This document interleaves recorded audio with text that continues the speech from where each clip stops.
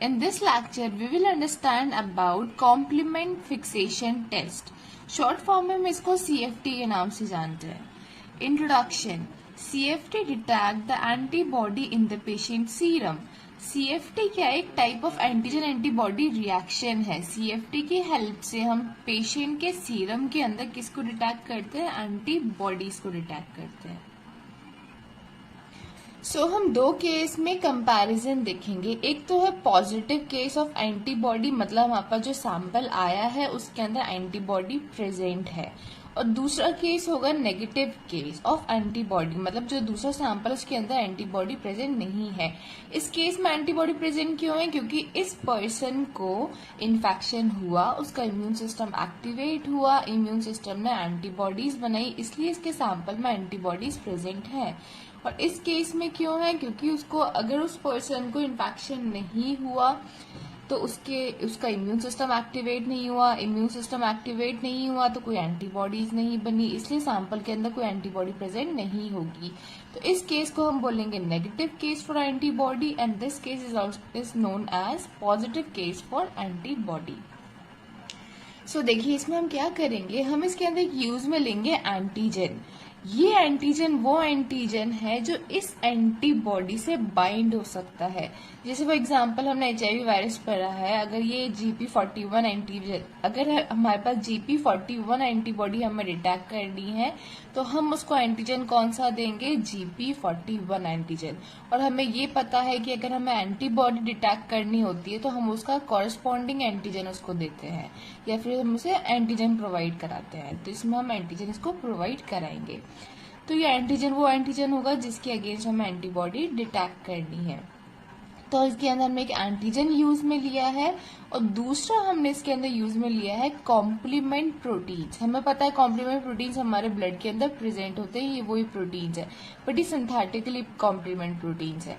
इन दोनों को हमें ऐड करना है सैंपल के साथ. ठीक है, तो हमने एक टेस्ट ट्यूब ली, टेस्ट ट्यूब में हमने सैंपल को ऐड करा, कॉम्प्लीमेंट प्रोटीन्स को ऐड करा और एंटीजेंस को ऐड किया. इसके अंदर तीन चीजों को ऐड किया है, राइट.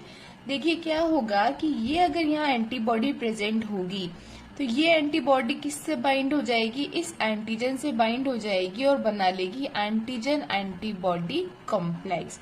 इससे बाइंड होती है, यहाँ पे बना देगी एंटीजन एंटीबॉडी कॉम्प्लेक्स. और हमें पता है, और इसके अंदर क्या प्रेजेंट है? कॉम्प्लीमेंट प्रोटीन भी हमने ऐड करा है. हमें ये पता है कि अगर इसके अंदर कॉम्प्लीमेंट प्रोटीन है और इस कॉम्प्लीमेंट प्रोटीन को जैसे ही एंटीजन एंटीबॉडी कॉम्प्लेक्स मिल जाएगा तो ये कॉम्प्लीमेंट प्रोटीन इस एंटीबॉडी के FC पोर्शन पर जाके बाइंड हो जाएगा. हमें पता है कि एंटीबॉडी के दो रीजन होते हैं, एक होता है FAB रीजन और दूसरा होता है FC रीजन. ये हमारी सैंपल की एंटीबॉडी है जो किससे जुड़ गई? इस एंटीजन से जाके जुड़ गई. कौन से रीजन के थ्रू? FAB रीजन के थ्रू. इस टेस्ट ट्यूब के अंदर कॉम्प्लीमेंट प्रोटीन भी प्रेजेंट है. जैसे ही यहाँ एंटीजन एंटीबॉडी कॉम्प्लेक्स बन गया, ये कॉम्प्लीमेंट प्रोटीन इसके FC पोर्शन से आके क्या हो जाएगा? ये कॉम्प्लीमेंट प्रोटीन यहाँ पे आके बाइंड हो जाएगा, राइट. ये बाइंडिंग होती है, क्या होगा? ये जो कॉम्प्लीमेंट प्रोटीन है ये एक्टिवेट हो जाएगा. तो यहाँ पे देखिए जनरली क्या हो रहा है, क्या दिख रहा है हमें कि यहाँ पे कॉम्प्लीमेंट का फिक्सेशन हो रहा है. कॉम्प्लीमेंट यहाँ पे इस एंटीबॉडी से आके बाइंड हो गया और फिक्स हो गया है. तो इसमें क्या हुआ? कॉम्प्लीमेंट का फिक्सेशन हुआ.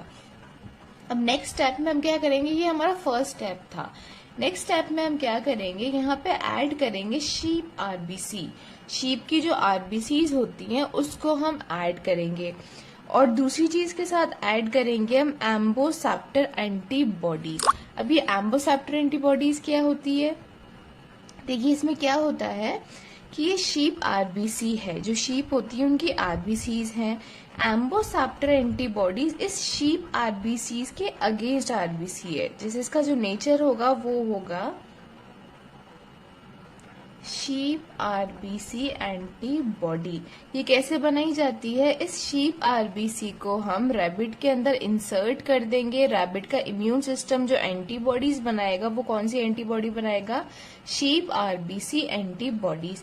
अब इसको एम्बोसेप्टर एंटीबॉडी क्यों कहा गया है? एम्बोसेप्टर एंटीबॉडीज वो एंटीबॉडीज होती हैं जो कॉम्प्लीमेंट सिस्टम के साथ बाइंड होकर एंटीजन को किल कर देती है, डिस्ट्रॉय कर देती है।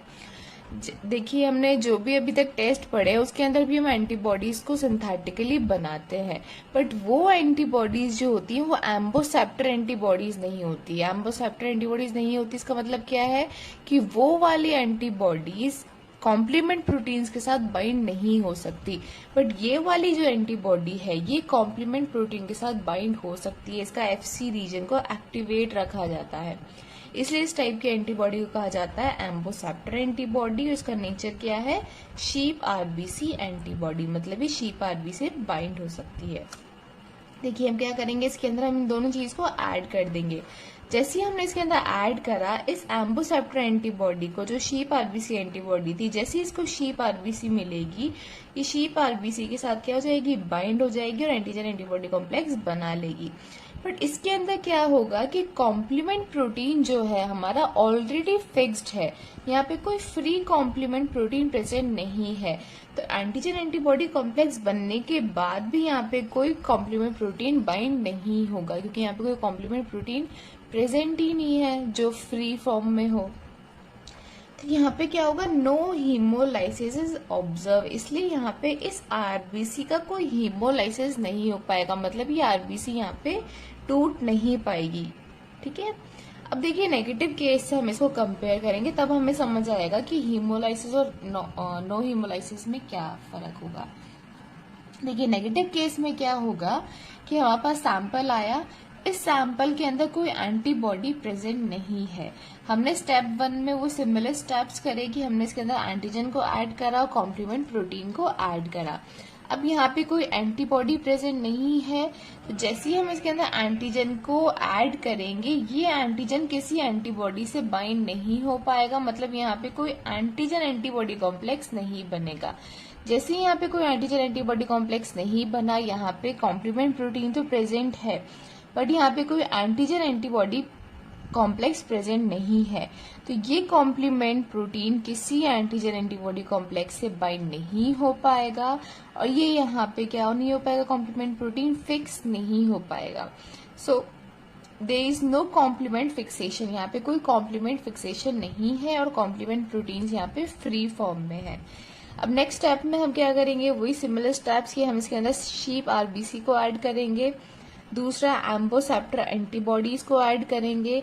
जैसे ही हम इन दोनों चीज को ऐड करेंगे, यहाँ पे क्या बन जाएगा? ये एंटीजन एंटीबॉडी कॉम्प्लेक्स बन जाएगा।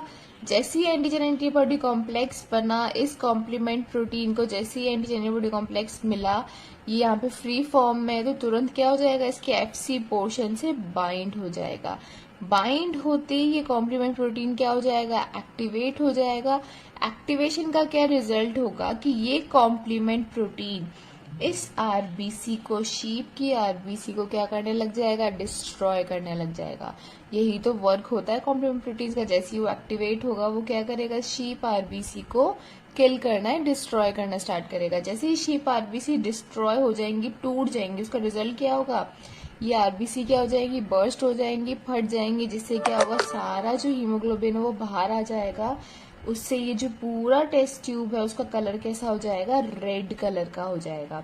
तो नेगेटिव केस में हमें क्या दिख रही है? हीमोलाइसिस ऑब्जर्व, और पॉजिटिव केस में हमें क्या नजर आ रही है? No hemolysis is observe. इसमें ब्लड अलग दिखाई देगा, सीरम अलग दिखाई देगा, और इस टेस्ट ट्यूब में पूरा ब्लड नजर आ जाएगा, पूरा ये रेड कलर का हो जाएगा। सो अब हमें ये समझ आ गया होगा कि इसका नाम कॉम्प्लीमेंट फिक्सेशन टेस्ट क्यों पड़ा, क्योंकि इसके अंदर हम किसको देख रहे हैं कि कॉम्प्लीमेंट फिक्स हो रहा है या नहीं हो रहा है। पॉजिटिव केस में तो फिक्स हो रहा था और नेगेटिव केस में फिक्स नहीं हो रहा था। सो इंट्रोडक्शन हम देख चुके हैं कि पेशेंट सीरम में एंटीबॉडी को डिटेक्ट किया जाता है। अब नेक्स्ट इसका प्रिंसिपल क्या है? It involve 2 step reaction. इसके अंदर 2 स्टेप में रिएक्शन होती है। इन द फर्स्ट स्टेप, पहले स्टेप में क्या होता है, if the test serum is positive for antibody, हम दोनों केस देखेंगे। अगर सीरम के अंदर, सीरम एक पॉजिटिव केस है, मतलब उसके अंदर एंटीबॉडी प्रेजेंट है, तो क्या होगा, antigen antibody complex is form, antigen antibody complex बन जाएगा। Complement get fix to the complex, और जो कॉम्प्लीमेंट प्रोटीन वहां प्रेजेंट था वो इस एंटीजन एंटीबॉडी कॉम्प्लेक्स से क्या हो जाएगा, फिक्स हो जाएगा। So there will be no free complement remains in the test tube. इसका मतलब ये है कि वहां पे कोई free complement protein test tube के अंदर प्रेजेंट नहीं होगा। तो हमने एंटीजन ऐड करा, फिर हमने कॉम्प्लीमेंट प्रोटीन ऐड करा, उसके बाद हमने टेस्ट सीरम ऐड करा जिसके अंदर एंटीबॉडी प्रेजेंट थी। इसका रिजल्ट क्या हुआ, एंटीजन एंटीबॉडी कॉम्प्लेक्स बन गया, ये एंटीबॉडी से एंटीजन से जुड़ गई और एंटीजन एंटीबॉडी कॉम्प्लेक्स बना लिया। उसके बाद क्या हुआ, जो कॉम्प्लीमेंट प्रोटीन था वो इसके एंटीजन एंटीबॉडी कॉम्प्लेक्स से बाइंड हुआ और क्या हो गया, फिक्स हो गया। तो फिक्स द कॉम्प्लीमेंट प्रोटीन, इसका रिजल्ट क्या हुआ, नो फ्री कॉम्प्लीमेंट प्रोटीन। उस टेस्ट ट्यूब के अंदर कोई फ्री कॉम्प्लीमेंट प्रोटीन प्रेजेंट नहीं है। अब फर्स्ट स्टेप के नेगेटिव केस में क्या होगा, if the test serum is negative for antibody, अगर उसके सीरम के अंदर एंटीबॉडी प्रेजेंट नहीं होगा तो क्या होगा, there is no antigen antibody complex, कोई एंटीजन एंटीबॉडी कॉम्प्लेक्स नहीं बनेगा। कॉम्प्लीमेंट आर नॉट फिक्स, जो कॉम्प्लीमेंट प्रोटीन्स है वो भी फिक्स नहीं होंगे। So there remains free complement in the test tube, इसलिए वहां पे क्या है, कॉम्प्लीमेंट प्रोटीन्स फ्री फॉर्म में प्रेजेंट है टेस्ट ट्यूब के अंदर। सो हमने एंटीजन ऐड करा, कॉम्प्लीमेंट प्रोटीन ऐड करा, टेस्ट सीरम के अंदर कोई एंटीबॉडी प्रेजेंट नहीं है तो कोई एंटीजन एंटीबॉडी कॉम्प्लेक्स नहीं बना, नो फिक्स कॉम्प्लीमेंट प्रोटीन्स, कोई कॉम्प्लीमेंट प्रोटीन फिक्स नहीं हो पाया। So there is free complement proteins, उस टेस्ट ट्यूब के अंदर फ्री कॉम्प्लीमेंट प्रोटीन्स प्रेजेंट है। अब नेक्स्ट है कि सेकेंड स्टेप में क्या होगा। सेकेंड स्टेप में हमें ध्यान है कि हमने शीप आरबीसी को ऐड करा था। So a hemolysis indicator system is added. It consists of sheep RBC coated with antibody called amboceptors antibody.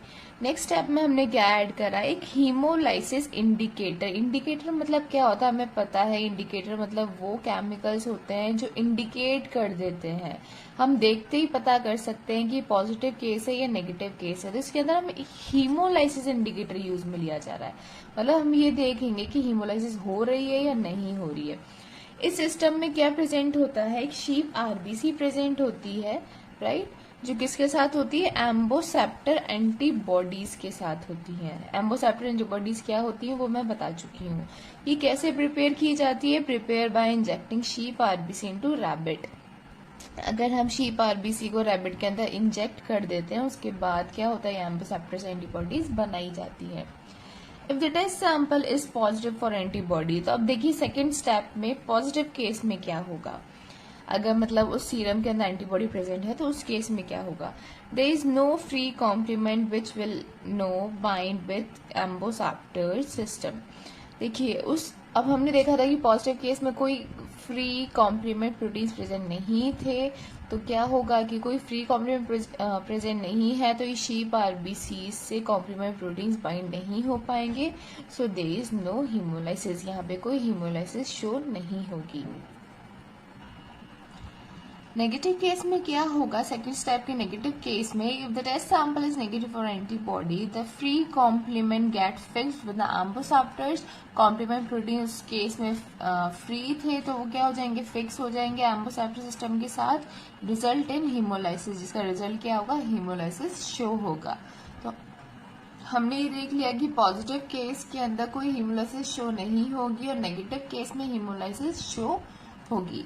So this is all about complement fixation test. Thank you so much for watching.